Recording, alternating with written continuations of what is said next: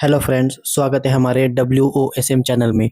आज हम एक बहुत ही इंटरेस्टिंग कंपनी के बारे में स्टडी करने वाले हैं, जिसका नाम है ब्लैकबक लिमिटेड। ये कंपनी एक प्लेटफॉर्म बेस्ड कंपनी है जो ट्रकिंग इंडस्ट्री में काम करती है। ये कंपनी ट्रकिंग इंडस्ट्री में मल्टीपल सर्विसेज प्रोवाइड करती है, जैसे कि टोलिंग हुआ, फ्यूल सेंसर हुआ, उसके बाद लोड बिजनेस हुआ। ऐसे बहुत सारे जो बिजनेस है उसके रिगार्डिंग कंपनी सर्विस प्रोवाइड करती है। तो ये एक बहुत ही इंटरेस्टिंग बिजनेस मॉडल है। तो आज हम इस वीडियो में यही देखेंगे कि कंपनी का बिजनेस मॉडल क्या है, कंपनी का Q3 FY26 का रिजल्ट कैसा है, कंपनी का वैल्यूएशन क्या है और मैनेजमेंट की कमेंट्री क्या है। तो चलिए स्टार्ट करते हैं आज के इस इंटरेस्टिंग वीडियो को। तो यहाँ पे पहले हम कंपनी के बिजनेस मॉडल क्या है ये समझते हैं। तो ब्लैक बक ये एक ट्रकिंग इंडस्ट्री में काम करता है और इनका ये एक प्लेटफॉर्म बिजनेस है, ठीक है। तो ये मल्टीपल सर्विसेज प्रोवाइड करती है, जैसे कि टोलिंग हुआ, मतलब जो गाड़ियाँ रोड पे चलता है और जो टोल लगता है उसके रिगार्डिंग ये सर्विस प्रोवाइड करती है। उसके बाद व्हीकल ट्रैकिंग हुआ, मतलब जीपीएस से ये व्हीकल को ट्रैक करते हैं। उसके बाद फ्यूल पेमेंट हुआ, फ्यूल सेंसरिंग हुआ। उसके बाद व्हीकल को वो फाइनेंस भी करते हैं। उसके बाद लोड क्लासिफिकेशन और सुपर लोड बिजनेस में भी ये काम करते हैं। उसके बाद फ्यूल सेंसर में भी काम करते हैं और फ्लीट डॉक्स में भी काम करते हैं। और भी ये नए नए बिजनेसेस में एंट्री करने वाले हैं। तो ऐसा ये मल्टीपल सर्विसेज में काम करती है ये कंपनी। उसके बाद कंपनी का एक प्लेटफॉर्म है, ठीक है, मतलब एक ऐप टाइप है, ठीक है। तो उस पे जो कस्टमर है, ठीक है, वो लिस्टेड है 8,31,348, ठीक है। और उनका जो डेली ऐप का जो यूज है ये 44.25 मिनट्स का है। तो आप सोचिए कि अगर जितने भी मिनट जो ट्रक ड्राइवर है ये यूज करेंगे, ठीक है, उनके कस्टमर जो है ये जितने मिनट ज्यादा यूज करेंगे उतना इनको फायदा होगा।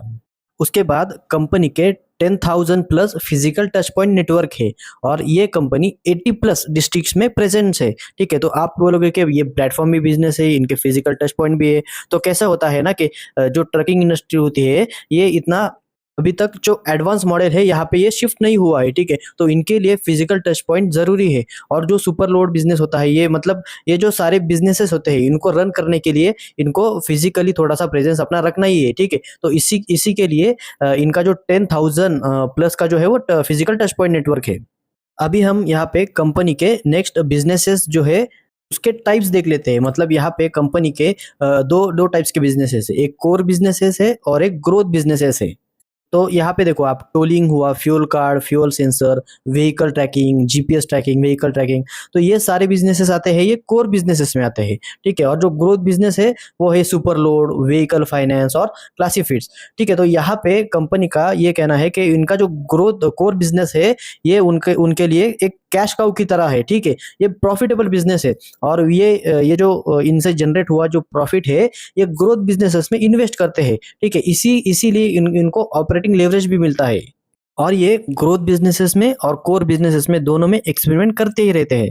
तो कंपनी का यहाँ पे देखो यही कहना है कि जो कोर बिजनेसेस है ये continue to compound on profitability, मतलब ये प्रॉफिट जनरेट करते ही रहते हैं और वो उसी प्रॉफिट को लेते हैं और न्यू बिजनेसेस में इन्वेस्ट करते हैं ताकि वहां से भी उनको रेवेन्यू जनरेट हो सके। अभी हम नेक्स्ट कंपनी के कुछ की पॉइंट्स देख लेते हैं। तो जैसे आप यहाँ पे देख सकते हो कि कंपनी का एवरेज मंथली जो ट्रांजैक्टिंग ऑन ट्रक ऑपरेटर्स है उसका जो नंबर है वो 8,31,348 का है। मतलब इतने जो कस्टमर है उनके ऑपरेटर है, मतलब कस्टमर या उनके ऐप ऑपरेट करता है, मतलब ऐप यूज करते हैं। और इस नंबर में के 13% का वाई बेसिस पे जम दिखाई दे रहा है। और नेक्स्ट सर्विस है और नेक्स्ट नंबर है कि जिनके दो से ज्यादा सर्विसेज जो कस्टमर यूज करते हैं उनका जो नंबर है ये है 4,19,922। इसमें भी 20% का वाई बेसिस पे जम दिखाई दे रहा है। उसके बाद ये जो कस्टमर है इनके ये कितना मिनट स्पेंड करते हैं अपने इस ऐप पे, तो डेली 44 मिनट्स ये स्पेंड करते हैं। तो यहाँ पे भी वाई बेसिस पे 1% का मतलब डिक्लाइन नंबर दिखाई दे रहा है यहाँ पे, ठीक है। उसके बाद gross transaction value of payment जिसका नंबर है 7,500 करोड़ का, इस पे 23% का वाई बेसिस पे जम दिखाई दे रहा है। उसके बाद total number of payment transaction, इसका अगर नंबर देखे तो वो 17 करोड़ का है, इसमें भी 19% का वाई बेसिस पे जम दिखाई दे रहा है। यहाँ पे समझो कि ये नंबर जितने ज्यादा बढ़ेंगे उतना कंपनी के लिए रेवेन्यू जनरेट करके देंगे और टॉप लाइन में इसका इफेक्ट दिखेगा। अभी हम नेक्स्ट कंपनी का Q3 FY26 का एक रिजल्ट का स्नैपशॉट देख लेते हैं। तो जैसे कि आप यहाँ पे देख सकते हो, कंपनी का टॉप लाइन मतलब जो रेवेन्यू है, टोटल इनकम, वो है 188 करोड़ का। उसके बाद कंपनी का जो इबिटा है वो 44 करोड़ का है। उसके बाद कंपनी का जो पैट है ये 31 करोड़ का है।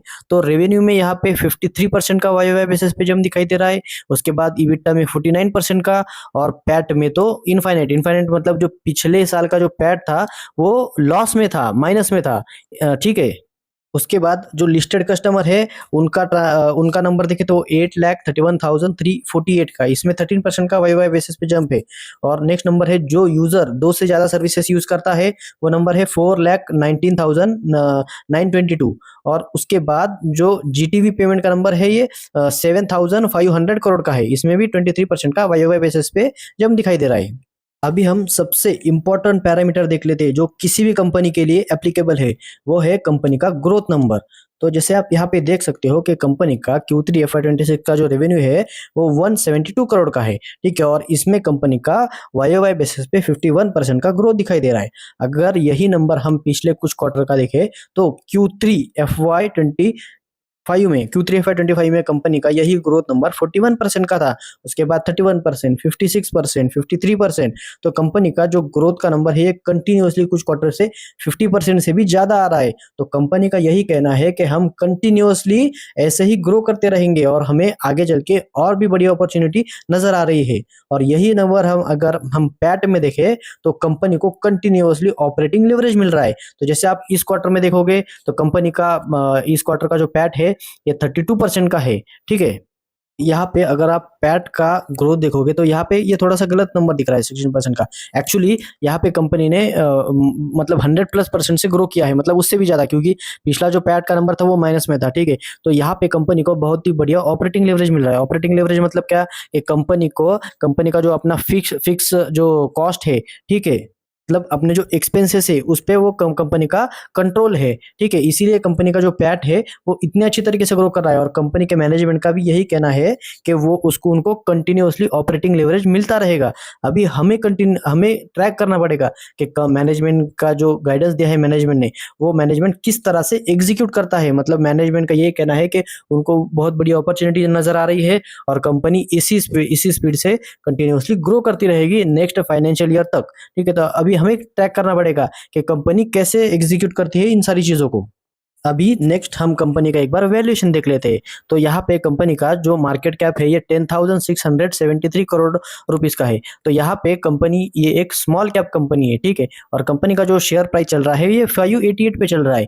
और कंपनी का जो स्टॉक पी है ये 27 का नजर आ रहा है। तो यहाँ पे मतलब कंपनी 50% से ग्रो कर रहा है और कंपनी का पी 27 है। अगर हम कंपनी का फॉरवर्ड पी निकालने जाए तो वो ऑलमोस्ट इन बिटवीन 15 to 20 से आता है, ठीक है। तो यहाँ पे ग्रोथ रेट अगर आपको 50% का मिल रहा है और आपका फॉरवर्ड पी 20 का आता है, तो मुझे तो ये डील फेयरली वैल्यूड लगता है। ये बस मेरा ओपिनियन है, ये कोई बाय या सेल रिकमेंडेशन नहीं है, मैं बस मेरा कैलकुलेशन कर रहा हूँ, ठीक है।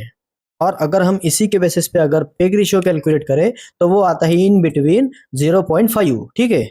तो मुझे तो ये डील फेयरली वैल्यूड लग रहा है। अभी हम नेक्स्ट कंपनी का एक साल का चार्ट पैटर्न देख लेते हैं, परफॉर्मेंस कैसा रहा है। तो जैसे आप यहाँ पे देख सकते हो कंपनी का जो शेयर है ये अभी फिलहाल 586 पे चल रहा है। और कंपनी ने पिछले एक साल में 38% का रिटर्न दिया है, ठीक है। और यहाँ पे बीच में तो कंपनी का जो शेयर है वो 700 टच किया था। अभी फिलहाल आपको तो पता है कि बेयर मार्केट चल रहा है, ठीक है।